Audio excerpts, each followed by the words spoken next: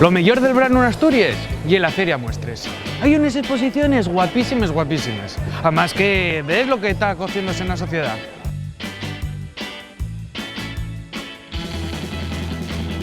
Sí, yo a la Feria Muestres vengo por la mañana y aprovecho el día entero.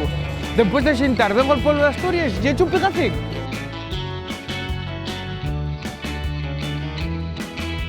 Y lo mejor, todas las cosas que consigues gratis. Y un chollo.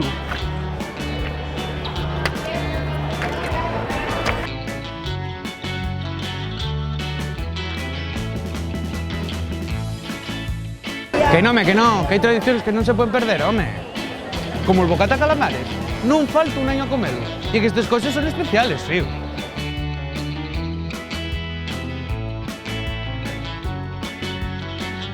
Una de las cosas que más me presta es ver los coches, los tractores, pero que no me expliquen nada, ¿eh? Que de eso ya sé yo a bordo.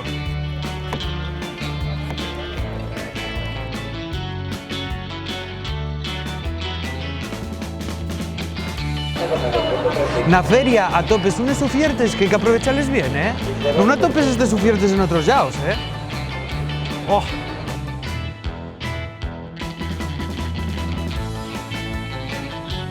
Dende Guaje non falta un año a por globo do Kendo. ¿Cómo? ¿Que sigue un poco raro un paisano con un globo?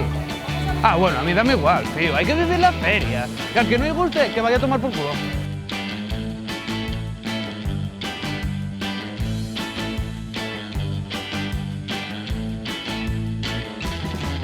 Ya comí el bocata calamares. Para merendar, el chilu.